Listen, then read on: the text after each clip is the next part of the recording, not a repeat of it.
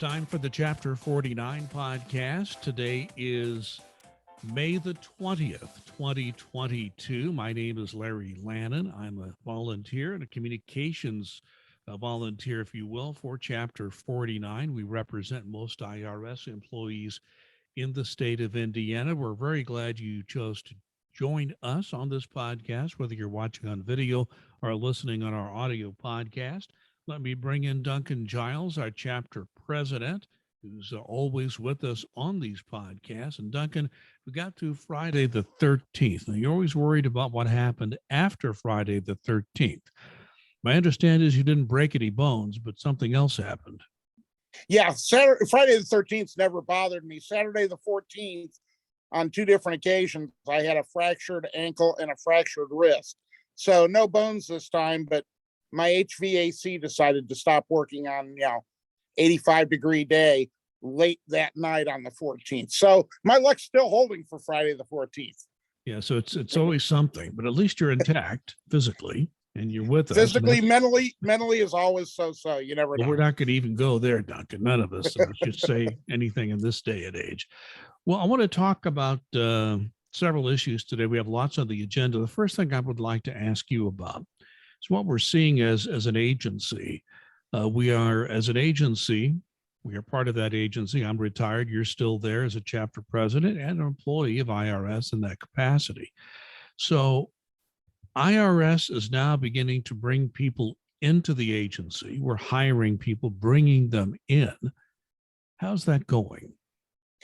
Yeah, that's one of the things that we had big discussions at the table last summer when we were negotiating the national agreement is, they want to bring a lot of people in, which we all know we need. But in bringing people in, as important as bringing them in, retention is a huge part of that.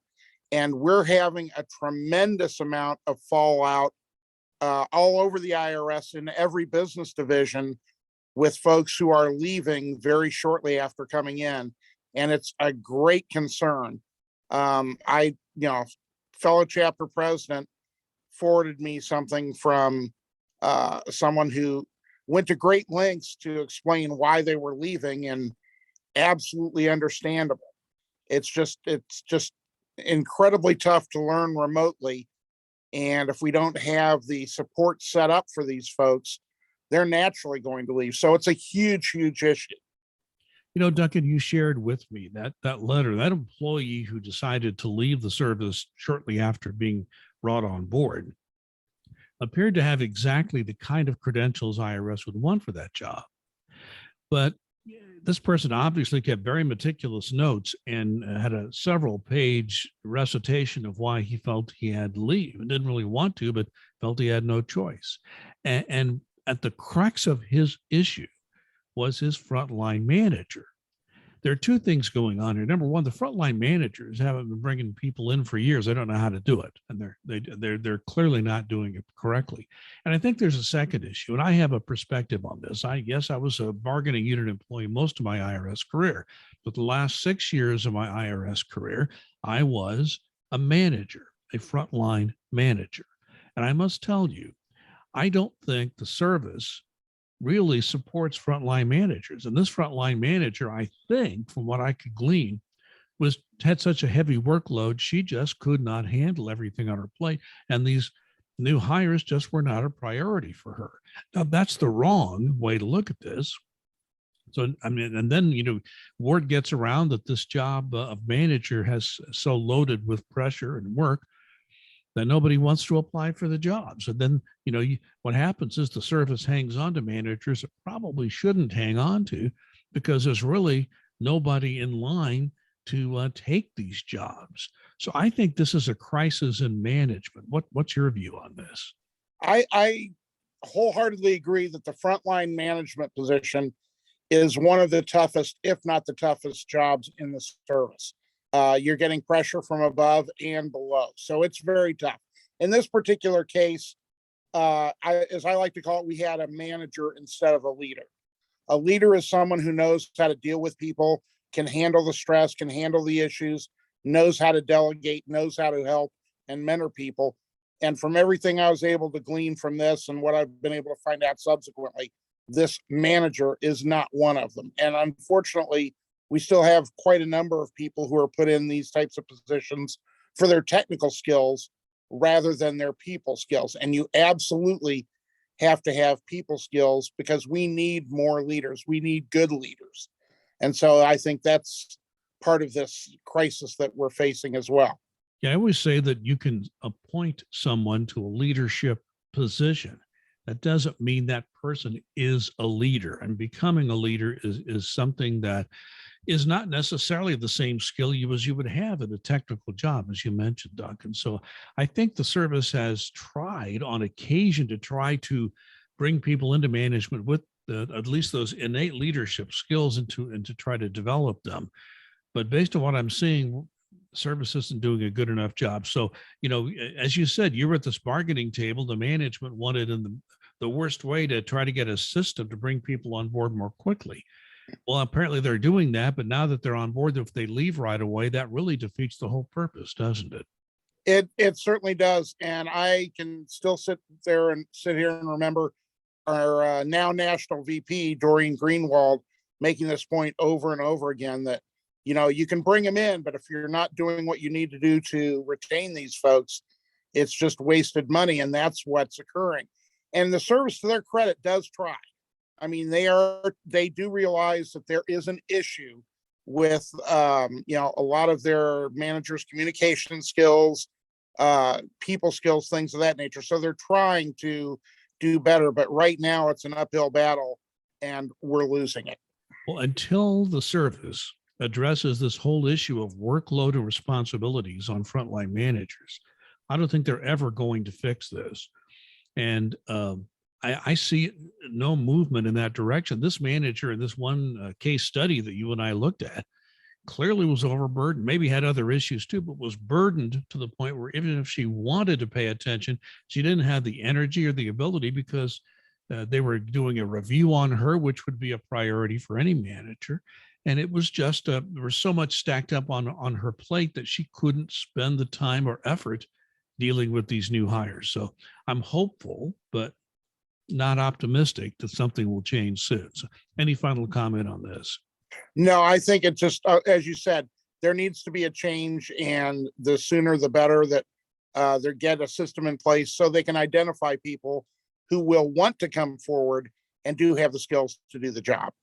Let's talk about something else. And as I've mentioned before, for 5 years, I was an instructor for Indiana University after I retired, teaching continuing education to tax professionals for Indiana University. And I love that group of people, got to know many of them. The thing that I find interesting is as a group, tax professionals tend to get pretty upset about things that may or may not be important. I think this may be an example. There was a recent TIGTA report. People who don't know, that's Treasury Inspector General for Tax Administration, Internal Security, if you will, doing IG reports on the entire Treasury Department, of which IRS is the largest part in terms of staff. So there's a TIGTA report now on the fact that there was some destruction of information returns in electronic form and some in paper form. It was just, I think, a matter of the IRS not having updated technology and literally having nowhere to store this.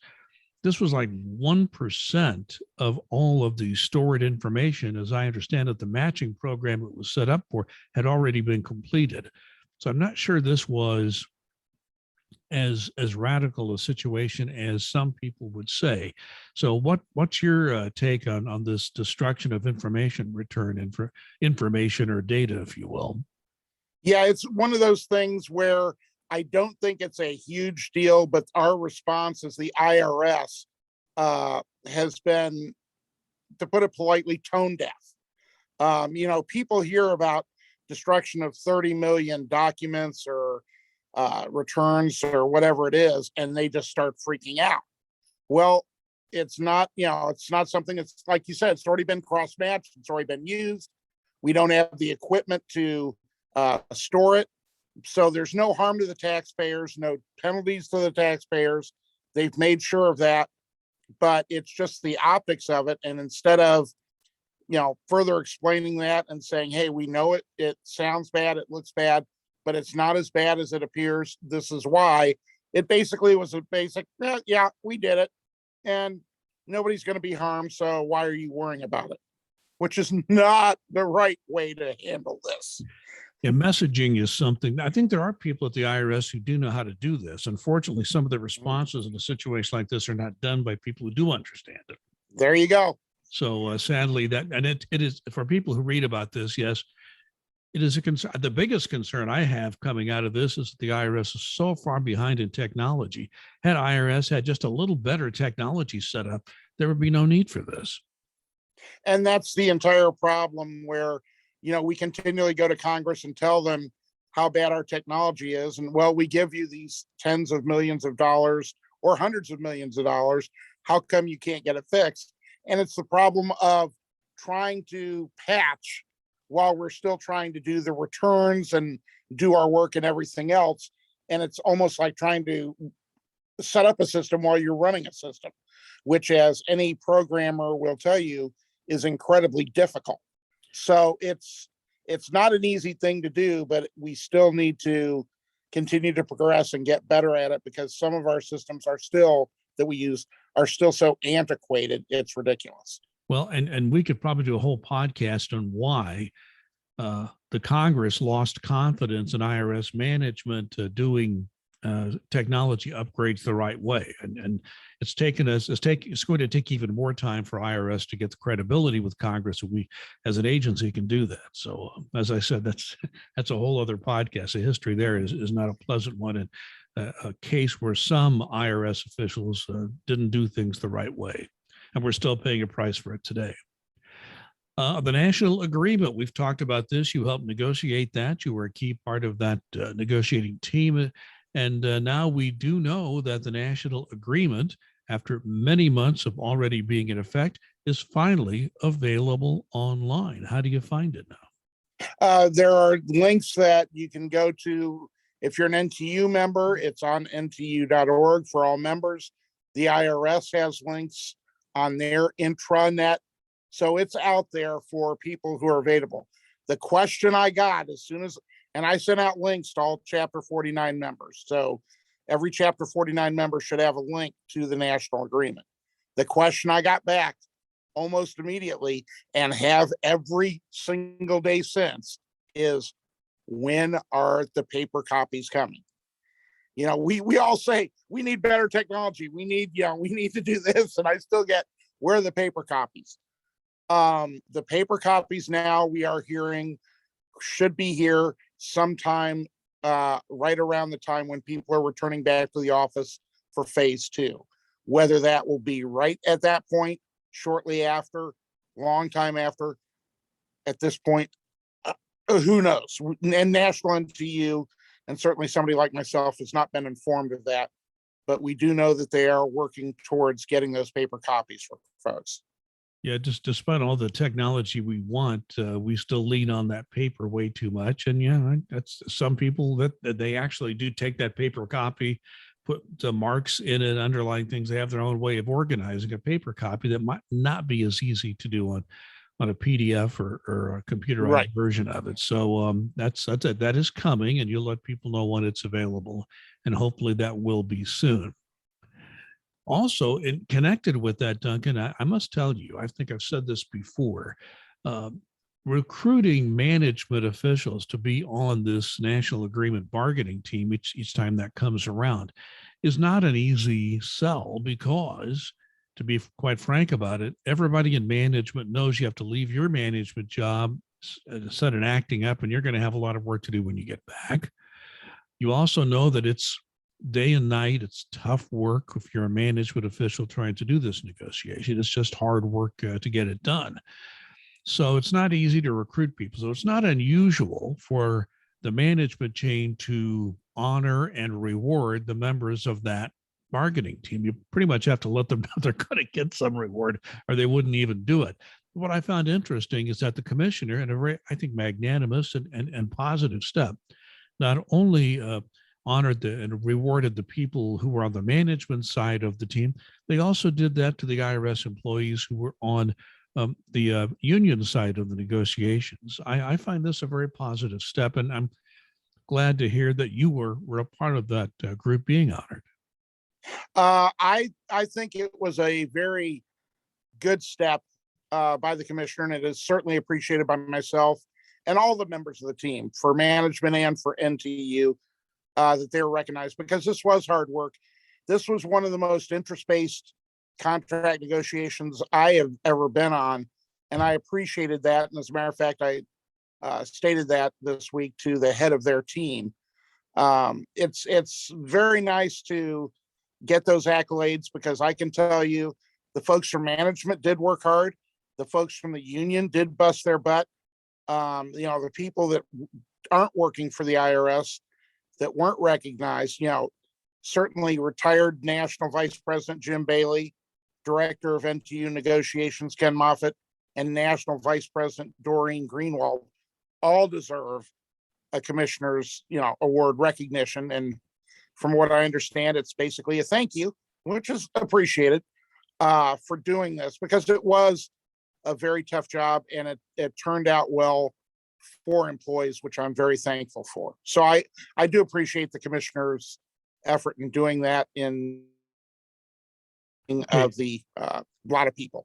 Yeah, I think we're getting a connection kerfuffle there. We're out of sync, and also you cut out just for a moment there. It's just one of those things that happens when we're on a Zoom. Just as so, for people who don't know, Duncan and I, from the very beginning of the time we have been doing this podcast, I am always in my office in Fishers, Indiana, my home office, and Duncan is always in his office in downtown Indianapolis. I think with one exception, you'd had to do it from your home once.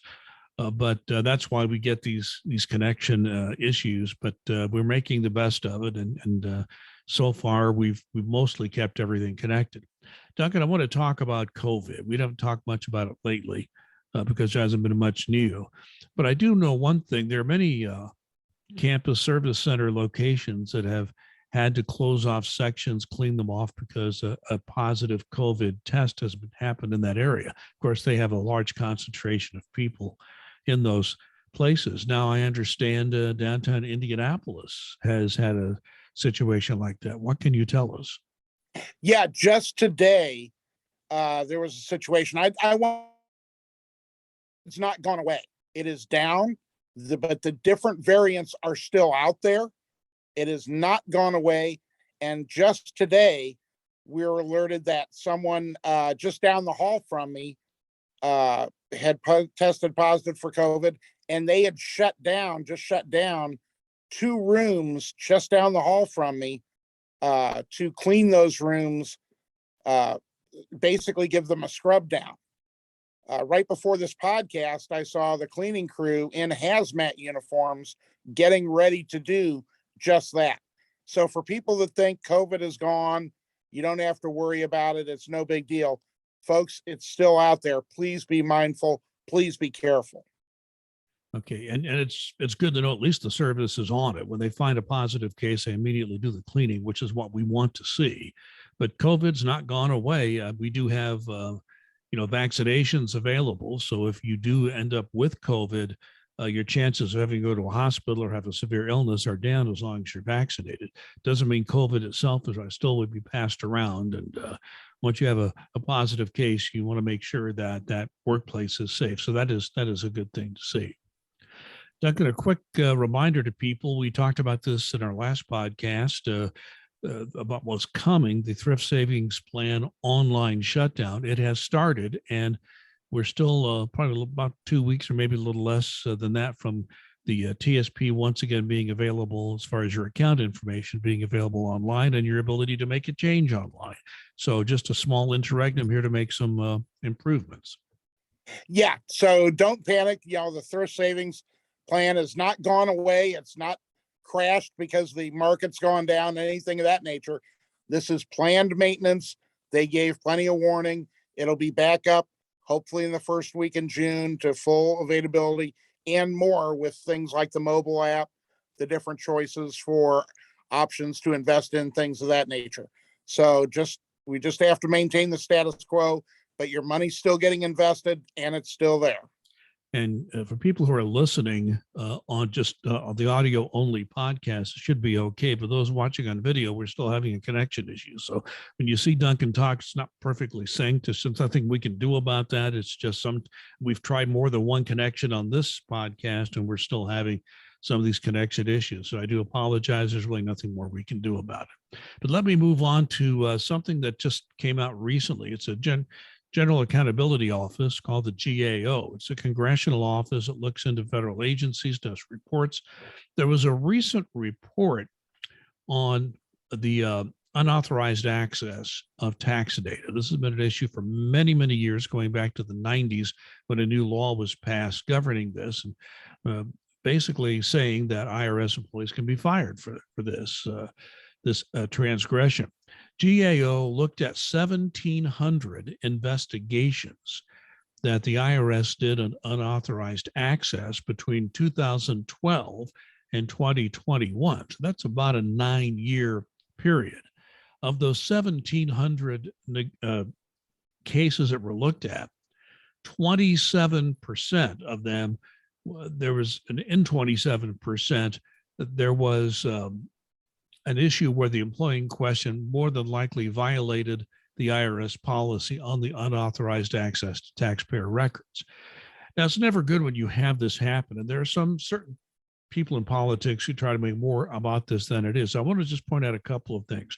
IRS has tens of thousands of employees. It varies how many at any given time, but there are lots of people working for the IRS. So when we have 1,700 investigations over 9 years, this is not a big number. You don't want any, but that's still a very small number of investigations looking at this agency as a whole. And of those, only 27% of those cases were found where once the investigation was done, yes, the employee did violate the policy. So in a number of these cases that were looked at, the employee did nothing wrong, at least as far as the violation is concerned. So Duncan, I think we need to just let people know that there are always going to be a few people who try to take this data and not, how should I put this, not really give the proper interpretation to it. Yes, there are issues, and we as a union tell people never to make an unauthorized access to taxpayer information. The unions had this policy as far back as I can remember. So I think we want to understand that, yes, there are these issues, but if you look at it and take it into perspective, IRS is in fact investigating these people and meting out punishment where it needs to be done. And the system is working, and it's still a small number of people involved. Yeah, that's it exactly. That's UNAX has always been an issue. And as you said, you never want to have this. But it's a very small percentage that are actually, investigated. And then, just like you said, 27% of those were found to be actual, in a UNAX violations, unauthorized accesses. So it is a very small number percentage wise for the number of accesses that goes on. So if you hear in the press, oh, it's horrible, it's bad. No, I'm sorry. The vast majority of employees at the IRS, the way vast majority, bust their butt, do what they need to do, and do things correctly. So don't, if you see it overblown in the media or politicians or something like that, let it go in one ear and out the other, because we know that we're doing the right things almost all the time. And when we don't do the right thing, people face punishment. So it's not like the IRS is just letting this slide. So, and sometimes people get that impression when they see certain comments made by certain sad political leaders who are not putting this in the proper perspective. So just wanted to make a comment there for you. Last thing I have today to present is a recent commentary that was written by a man named Tom Temlin. He writes for the Federal News Network. Mike Causey also writes for that same network. And he recently quoted a press release. People in media, I've been in media, you get press releases galore, and you can't read all of them. Some of them you know which to pay attention to and which not. But he quoted a recent press release he got. Here's the quote: "A global pandemic prolonged remote work and learning, an economy in flux, a tense socio-political environment, and increasing mental health challenges as a result of the unprecedented situation and associated uncertainty have created an environment that is rife for stress and burnout, ultimately leading to high turnover, lack of productivity, and negative health effects. That's the quote from the news release. Well, then Templin comes in and writes that that sentence was worthy of a New York Times lead in a story there, but it was put out by an association trying to push workshops that they're presenting for their members to try to deal with this and take steps to help. But he brings up a really interesting issue. This whole issue of overstressed and burned out employees, and any organization, it could be government or private sector, nonprofit, you name it. Bringing people back to the office has its own set of stresses because we've been accustomed to working mostly at home for a couple of years. Now, all of a sudden, we're going back to an office setting that we're not accustomed to recently and maybe a different place than we knew before. And the other part of this is we really don't, as a society or even in science, have a definition for the term burnout. We use this term burnout a lot. It was in that quote from that press release, but it really doesn't have a definition in science or anywhere else. It's kind of, I know what when I see it kind of thing, but nobody has a precise definition.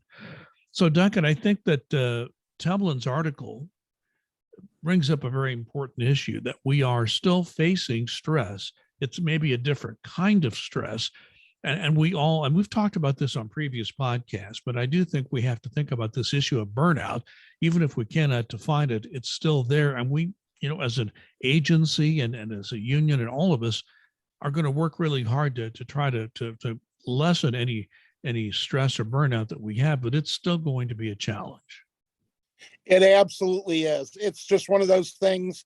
There's still an awful lot of social anxiety about coming back for, hey, I've worked fine for my home for 2 years. Why do I have to come back to the office full or even part-time? Why can't I just stay in the office? So it's extremely tough. It's difficult for folks to deal with, totally understandable. There are resources available for you, within the government, outside the government, mental health counseling. I'm a huge advocate of, talk to somebody about this. It can help. Okay, it's final comment time. Duncan, what do you have for us this week? I've got 2 quick ones. The first one is, hope everybody has read Secretary Yellen's message to all Treasury employees she sent out late yesterday, talking about these hate crimes, in particular Buffalo, but all of them that are going on. It just boggles my mind that there's still this type of thing going on in 2022. I raised my daughter, who's an extremely fine lady, to understand one thing and one thing only. It doesn't matter what somebody's, what their religion, their color, creed, race, whatever, sexuality, anything of that. It boils down to one thing and one thing only. Are they or are they not an a-hole, so to speak? And she has picked up on that lesson. And I just wish more people would judge people by how they act rather than how they look or how they were born, things of that nature. There's no excuse for that type of hate behavior. And it just drives me nuts to still see it going on. The second quick thing I have is, sometimes in life, you're dealt blows, you're dealt personal blows. Things don't go well for you, it could be relationships, could be family, could be, financial setbacks, any number of things. Never give up hope. Never give up hope. Keep a positive attitude. 6 months ago, I met somebody that she's just been wonderful. So I just want to give a shout out to a lady named Kim, who has been absolutely fantastic and can't say enough about her. So I just want people to, realize that there is always hope out there and things can get better. Well, sorry, Duncan, but you had a slight cutout when you talked about Kim. So you'll have to let her know this had nothing to do with you or me. There was just a slight cutout there, nothing that we did. Kim's a lovely lady. I've had the chance to meet her, and everything you say about her is correct. The only thing I would add, Duncan, is, you talked about your a-hole. That's one of those situations where you have no definition, but you know it when you see it. Exactly so. On how they treat you and others. Yes. Duncan Giles, thank you very much. We appreciate the fact that you have joined us again, and he joins us every time we have a podcast. And this is the Chapter 49 podcast. It's available on audio and video. If you want to check the audio, just go to Podcast by Larry Lannan. Just go to any platform that has audio podcasts, and you'll see all my podcasts there. I produce a number of them. Chapter 49 podcast will be on that list. If you want to check out, if you're listening on audio, want to check out the video podcast, just go to YouTube, search under Duncan Giles, and there's more than one. You'll find the one where we have the Chapter 49 podcast listed there in that audio, on that video list that would be listed for you. And we would certainly say, hey, let other people know if you like this podcast, let others know, and we'll try to grow our audience. We've grown our audience over a couple of years, and we appreciate all of you watching and listening right now. So once again, we thank you for watching and listening. So please be safe and be kind.